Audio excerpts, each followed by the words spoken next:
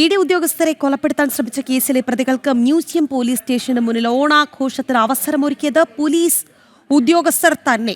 ആഘോഷം SHO പ്രശാന്തിന്റെ അറിവോടെ എന്ന special branch report. ഉദ്യോഗസ്ഥർ ഉപയോഗിക്കുന്ന രീതിയിലുള്ള ഓണവസ്ത്രങ്ങൾ CPM ക്രിമിനലുകൾക്ക് നൽകിയതും പോലീസുകാർ തന്നെയാണ്. SHO പ്രശാന്ത് ബോധപൂർവം വീഴ്ച വരുത്തിയെന്നും സ്പെഷ്യൽ ബ്രാഞ്ച്. പ്രശാന്തിന്റെ ഫോൺ കോളുകൾ കേന്ദ്രീകരിച്ചും അന്വേഷണം. വിവരങ്ങളുമായി വീണ MS തലസ്ഥാനത്ത് നിന്ന് ചേരുകയാണ്. വീണ, വളരെ ഗുരുതരമായ കണ്ടെത്തലാണ് സ്പെഷ്യൽ ബ്രാഞ്ചിന്റെ റിപ്പോർട്ടിൽ ഉള്ളത്. പോലീസിനെ പ്രതിക്കൂട്ടിലാക്കുന്ന SHOയുടെ നടപടി അത് വളരെ അപലപനീയം എന്നേ പറയാനുള്ളൂ. എന്തായാലും എന്തൊക്കെ കാര്യങ്ങളാണ് ഈ സ്പെഷ്യൽ ബ്രാഞ്ച് റിപ്പോർട്ടിലുള്ളത്?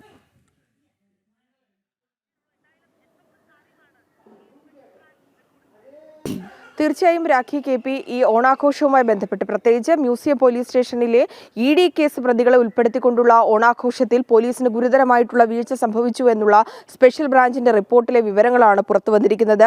SHO പ്രശാന്ത് ബോധപൂർവമായി ഇവരെ പങ്കെടുപ്പിക്കുന്നതിനുള്ള നീക്കങ്ങൾ നടത്തി, ഇവർക്ക് നേരത്തെ തന്നെ വസ്ത്രം വാങ്ങി നൽകിയെന്നുള്ള അടക്കം ഗുരുതരമായിട്ടുള്ള വിവരങ്ങളാണ് ഇപ്പോൾ പുറത്തു വന്നിരിക്കുന്നത്. പല ന്യായീകരണങ്ങൾ നിരത്തി ഈ ഒരു വിവാദത്തിൽ നിന്ന് തടിയൂരാൻ മ്യൂസിയം പോലീസ് സ്റ്റേഷനിലെ ഉദ്യോഗസ്ഥർ ശ്രമിച്ചുവെങ്കിൽ പോലും അതൊക്കെ തെറ്റാണ്, അല്ലെങ്കിൽ അതൊക്കെ പൊള്ളയായ വിവരങ്ങളാണ് എന്ന് തെളിയിക്കുന്ന വിശദാംശങ്ങളാണ് ഇപ്പോൾ അന്വേഷണ റിപ്പോർട്ടിലൂടെ പുറത്തു വന്നിരിക്കുന്നത്. കൂടാതെ തന്നെ പ്രതികൾ ആഘോഷത്തിൽ പങ്കെടുത്തത് SHOയുടെ അറിവോട് കൂടിയാണെന്നുള്ളതാണ്. അപ്പോൾ ഇത്തരത്തിലൊരു പ്രതികളെ പങ്കെടുപ്പിക്കുമ്പോൾ അതെന്ത് അർത്ഥത്തിലാണ് പോലീസ് ഉദ്യോഗസ്ഥർ അവരെ കൂടി ക്ഷണിച്ചതെന്നുള്ള കാര്യത്തിൽ കൃത്യമായിട്ടുള്ള ഉത്തരം പറയണം. ഇവർ പറഞ്ഞ ന്യായീകരണം ഈ ജാമ്യത്തിലിറങ്ങിയ പ്രതികളാണ്, അവർ സ്റ്റേഷനിൽ ഒപ്പിടാൻ വരുന്ന ഒരു പതിവുണ്ട്. ആ പതിവിന്റെ ഭാഗമായി അവർ യാദർശികമായി അവിടെ എത്തിയതാണ്. ആ യാദർശികമായി തന്നെയാണ് പോലീസുകാർ ധരിച്ച അതേ നിറത്തിലുള്ള അതേ വസ്ത്രങ്ങൾ, അതായത് അതേ ഡ്രസ് കോഡും അവരും ധരിച്ചതെന്നുള്ള ചില വിശദീകരണങ്ങൾ നൽകിയത്.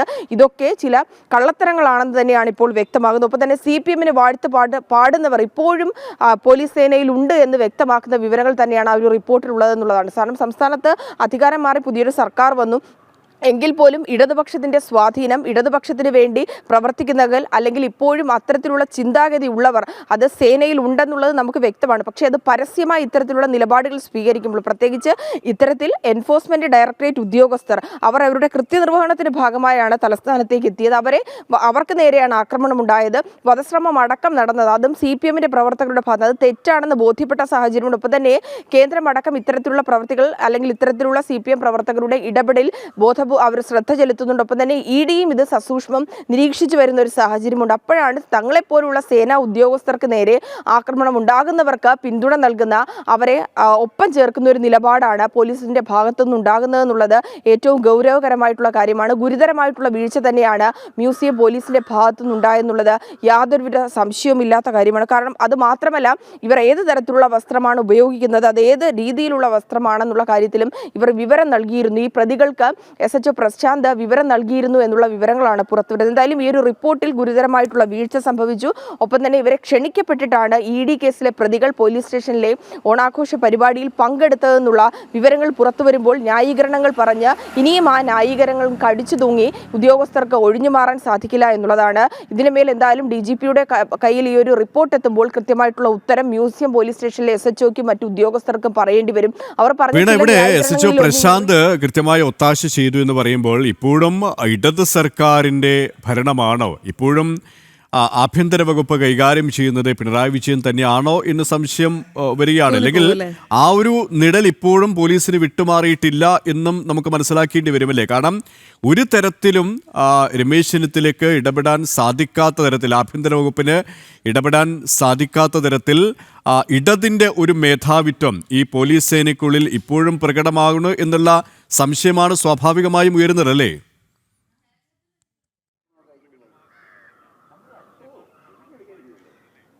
തീർച്ചയായും KP, ആ സംശയങ്ങൾക്ക് ബലം നൽകുന്ന വിവരങ്ങൾ തന്നെയാണ് പുറത്തു വരുന്നത്. പുതിയ സർക്കാർ അധികാരത്തിലേറി, ആഭ്യന്തരമന്ത്രി അധികാരത്തിൽ വന്നു, നിരവധി പരിഷ്കാരങ്ങളും നടപടികളും, അതായത് സ്റ്റേഷൻ ചുമതലകളിലടക്കം നിരവധി പരിഷ്കാര നടപടികളൊക്കെ ഇതിനോടകം തന്നെ നടപ്പാക്കി കഴിഞ്ഞിട്ട് പോലും ഇടതിൻ്റെ സ്വാധീനം ഇപ്പോഴും പല പോലീസ് സ്റ്റേഷനുകളിലുമുണ്ട്.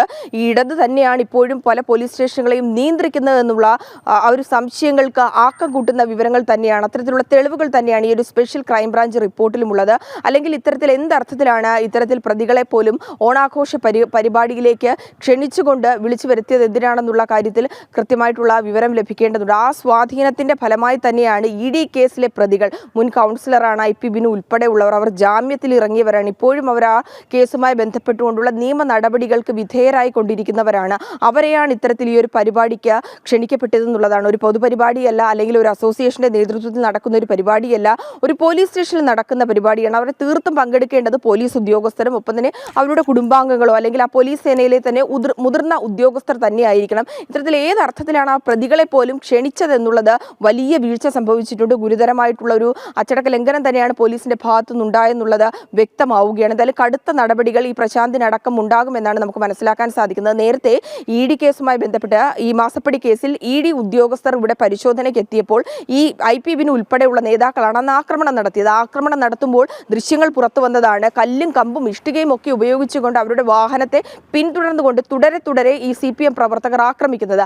ആക്രമണ ദൃശ്യങ്ങൾ പുറത്തു വന്നപ്പോൾ തന്നെ IP ബിനുവിന്റെ അടക്കമുള്ള പങ്കാളിത്തം വ്യക്തമായതിനൊപ്പം തന്നെ പോലീസ് അവിടെ മൗനമായി നിൽക്കുന്നത് നമ്മൾ കണ്ടതാണ്. നിസ്സംഗരായി നോക്കി നിൽക്കുന്ന കാഴ്ചയാണ് നമ്മൾ കണ്ടത്. കൃത്യത്തിൽ ഒരു കൃത്യനിർവഹണത്തിലടക്കം അവർ വീഴ്ച വരുത്തിയെന്ന് ബോധ്യപ്പെട്ട സാഹചര്യം ഉണ്ടായിരുന്നു. അതിൽ രൂക്ഷമായ വിമർശനവും പോലീസ് സേനയ്ക്ക് ഏറ്റുവാങ്ങേണ്ടി വന്നിരുന്ന ഒരു സാഹചര്യം ഉണ്ടായിരുന്നു.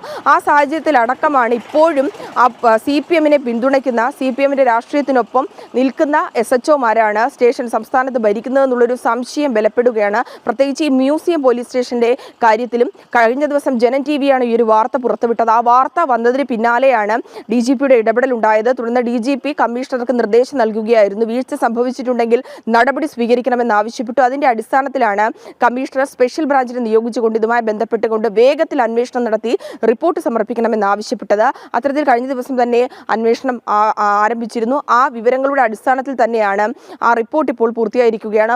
DGPക്ക് ഉടൻ തന്നെ സമർപ്പിക്കുമെന്നാണ് മനസ്സിലാക്കാൻ സാധിക്കുന്നത്. വൈകാതെ DGP കടുത്ത നടപടികളിലേക്ക് കടക്കുമെന്നാണ് നമുക്ക് മനസ്സിലാക്കാൻ സാധിക്കുന്നത്. SHO പ്രശാന്തിന്റെ ഫോൺ കോളുകളടക്കം തെളിവുകളടക്കം ശേഖരിക്കുമെന്നാണ് മനസ്സിലാക്കാൻ സാധിക്കുന്നത്. ഗുരുതരമായിട്ടുള്ള വീഴ്ച പോലീസ് സേനയിൽ ഇതുമായി ബന്ധപ്പെട്ടുകൊണ്ട് ഉണ്ടായിട്ടുണ്ട് എന്നുള്ളതാണ്. മാത്രമല്ല ഈ കേസ് ഇപ്പോഴും നടന്നുകൊണ്ടിരിക്കുകയാണ്. അപ്പോൾ ഈ പ്രതികൾക്ക് വേണ്ടി വേണമെങ്കിൽ പോലീസ് സേനയിലെ ഉദ്യോഗസ്ഥർ തെളിവ് നശിപ്പിക്കൽ അടക്കമുള്ള കാര്യങ്ങളിലേക്ക് കടന്നാലും അത്ഭുതപ്പെടാൻ കഴിയില്ല. KP രാഖി.